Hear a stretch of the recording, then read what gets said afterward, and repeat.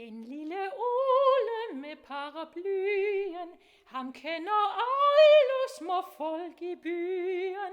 Hver lille pige, hver lille dreng, han kender skalmsk i sin lille seng.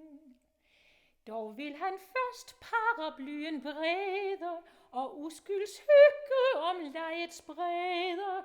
Så vil I drømme den lille fyr, fortælle dejlige eventyr.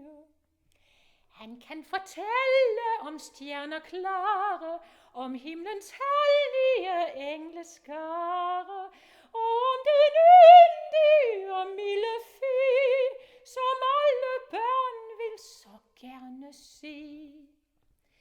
Og har om dagen de artige været, og kærlig fader og moder æret, der kan så glæde til sengs de går, og drømme sødt om Guds engles